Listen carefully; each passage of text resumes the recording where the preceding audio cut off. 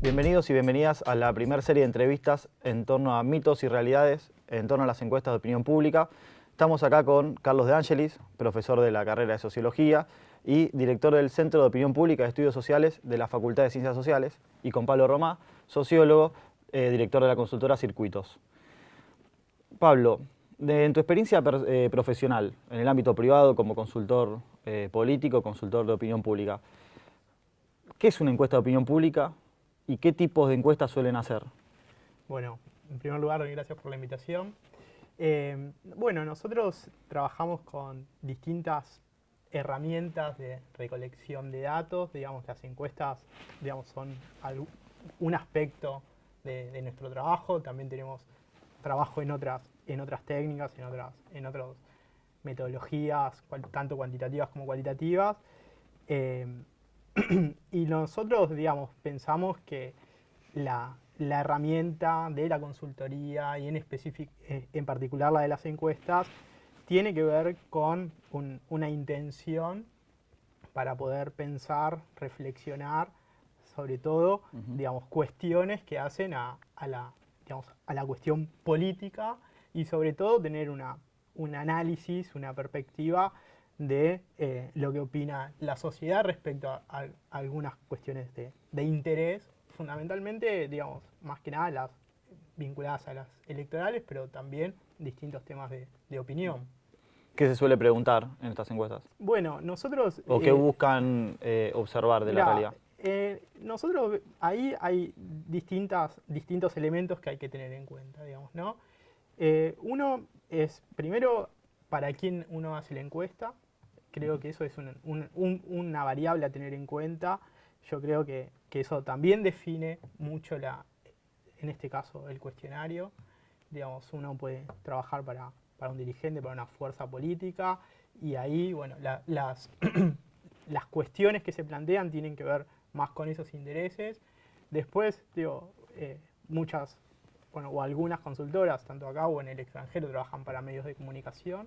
Por lo tanto, eso también incide en el cuestionario. Y por último, bueno, ¿no? Siempre está al frente la población, la sociedad, y en ese sentido, bueno, uno tiene que ver qué tipo de trabajo va a hacer, y en este sentido, específicamente lo que nosotros estamos haciendo en este momento, trabajamos con variables más estructurales y más coyunturales, ¿sí? Algunas cuestiones que hacen a la situación económica, socioeconómica, y algunas cuestiones que hacen también a la vida política, en el caso del momento en el cual nos encontramos ahora, ¿no? Carlos, retomando lo que acaba de decir Pablo, ¿cómo se vincula el aspecto científico de la encuesta con el aspecto político? O sea, ¿qué uso se le da a la encuesta y cómo entran en relación la ciencia y la política?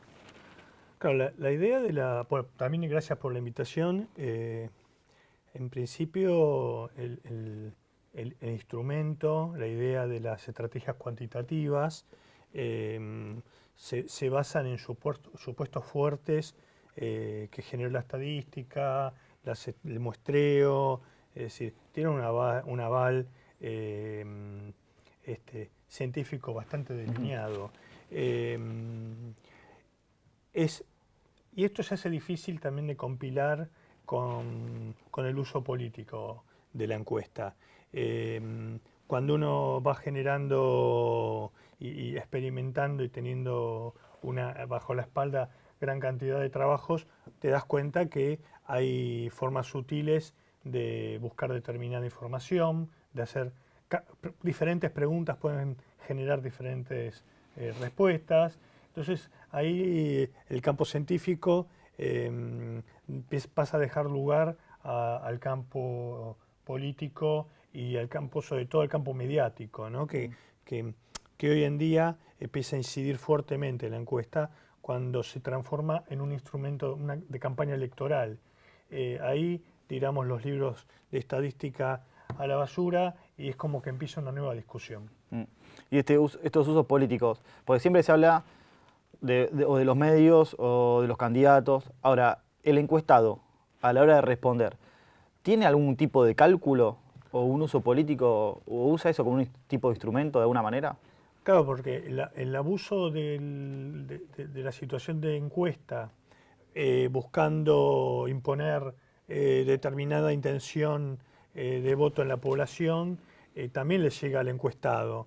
No es difícil que el propio encuestado le pregunte al encuestador para quién es, Tal cual. quiere saber el uso de la información que está suministrando, a quién le sirve. Entonces, bueno, puede pasar que mientras uno históricamente tenía como una concepción que la mentira se equilibraba la mentira para un candidato y para el otro, uno empieza a pensar que hasta hay un encuestado táctico que puede generar una información errónea y además con mecanismos de encuestamiento mucho más rápidos, como telefónico, IVR, por mail, donde se pierde el vínculo humano y es más difícil rastrear la veracidad de la información que uno está recibiendo. Claro.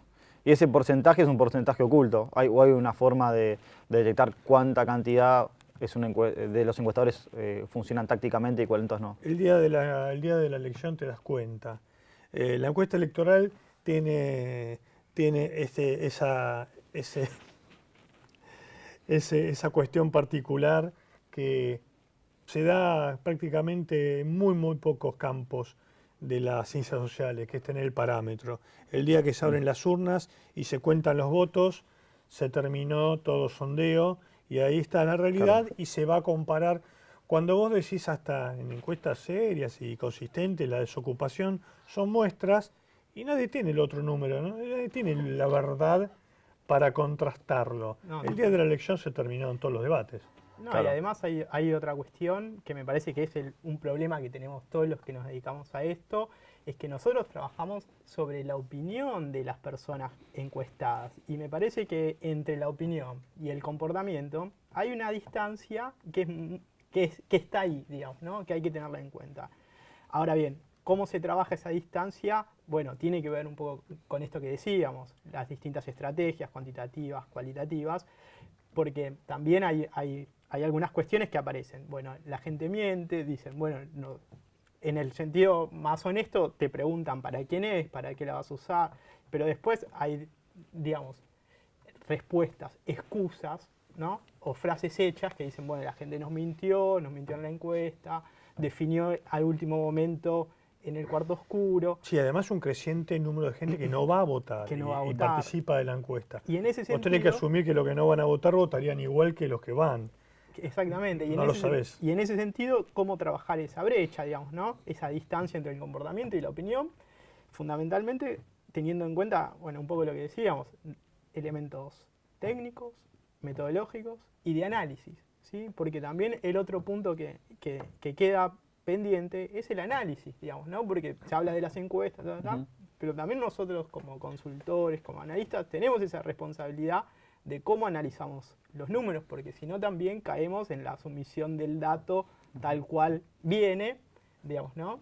Algo así como una sumisión positivista. Totalmente de acuerdo, además suele ser el menor tiempo disponible del análisis, ¿no? Estamos bajo una dictadura de la cifra y del porcentaje y del quién ganó, y cuando uno analiza globalmente la información, encuentra mucha riqueza que bajo la presión y bajo esta dictadura del valor final se pierde, ¿no? Totalmente, y un poco lo que decía Carlos recién, digamos, y lo que yo te decía hoy, cuando trabajás, digo, para una fuerza política, cuando trabajás para los medios, bueno, nosotros también formamos parte de ese juego, de ese rol, de esa relación, y bueno, pero los medios también te ponen en un lugar donde lo que prima es el número, digamos, ¿no? y en ese sentido uno aparece como una especie de predicador de lo que va a pasar y no tanto como analista, digamos, porque también hay una cuestión de tiempos, de espacio. ¿Pero todas las encuestas de opinión pública son publicadas o hay muchas que se reservan hacia el interior y no salen nunca en los medios? Yo creo que la gran mayoría no se conoce, pero siempre un planteo táctico del contratante de según el resultado lo publica o no, intenta publicarlo. Y además el otro elemento que me parece que sí ya tiene que ver con características de la sociedad, cada día hay menos voto cautivo, es decir, creo que ganó Macri y podría no haber ganado Macri. Digo, hay una cuota de contingencia, de autoridad, que ¿cuántos de los que votaron a Macri son macristas? ¿Cuántos de los que votaron a Scioli son sciolistas? Claro. Eso también hace que la foto que uno saca cambia a una velocidad que es difícil de predecir. Y eso, vos hablabas de un nivel más rico que hay en cada encuesta que se hace, más allá del número que se suele publicar y demás, y vos también hablaste bien de la necesidad del análisis o la responsabilidad que se tiene. Estos votantes que deciden darle su voto de confianza a un candidato, pero no son, por ejemplo, macristas, sciolistas, ¿se tiene en cuenta a la hora de hacer los análisis o de planificar escenarios y demás? Sí, uno trata de buscar un poco ese perfil del votante. No siempre es fácil, por esto mismo que te decía hoy. Hay una distancia entre la opinión y el comportamiento político, electoral sobre todo, pero también creo que hay, y cuando uno habla de encuestas también tiene que hablar de política, y me parece que en escenarios políticos o climas políticos tan inciertos como el que vivimos hoy, bueno, también se hace más difícil la estimación de ese perfil de votante. Digo, para poner un caso concreto, nosotros hoy más o menos estamos en el síndrome del 30%, ¿no? Si uno ve las elecciones generales del año pasado, digamos 34, 32 y de ahí para abajo, ¿sí? No hay una fuerza que logre tener una hegemonía política electoral. Ahora, cuando uno ve ese escenario, bueno, nosotros qué veíamos, y bueno, hay un número de indecisos, hay un número que no se sabe, y eso es muy difícil estimar dónde va a jugar el día de la elección, dónde se va a ubicar. Sí, sí, yo creo que coincido, digo, el momento de voto tiene una cuota importante de incertidumbre, pero los sujetos estamos en ciertas estructuras sociales, económicas, de estudio, hay tendencias que uno puede analizar, pero muchas veces ese estudio, ese trabajo, lleva tiempo, lleva hipótesis, lleva a recuperar un análisis científico, aunque puede parecer en algún campo mala palabra, que a veces no está esta posibilidad cuando uno lo que hace es entrar en esa maquinaria de acertar una elección, ¿no? Yo creo que es una locura entrar en ese clima, sobre todo cuando se está planteando campañas, estudiando discursos. Creo que hay que componer la encuesta dentro de un marco de otras formas de analizar la información, un marco analítico un poco más amplio, ¿no? Y donde esto es simplemente un componente. Bueno, y para ir cerrando, ¿cuál creen ustedes que tendría que ser el uso apropiado de las encuestas o el uso más deseable? No, creo que el uso más deseable tiene que ver con poder hacer trabajos de mayor largo tiempo, de poder no solamente quedarse con la encuesta cuantitativa, sino poder tener otras estrategias de análisis, poder establecer hipótesis, poder tener tiempo para corroborarlas, rechazarlas y poder trabajar más con más variables a la hora de pensar el sistema político, el comportamiento electoral, sobre todo eso, y no caer, digamos, en el vicio del número de la encuesta electoral, cuánto te da cada candidato.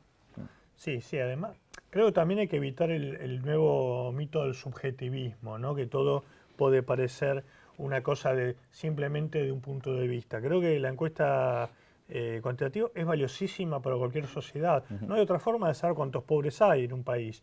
No hay forma de saber cuántas personas tienen mala o buena nutrición. Es decir, hay campos de lo social, que la encuesta es fundamental.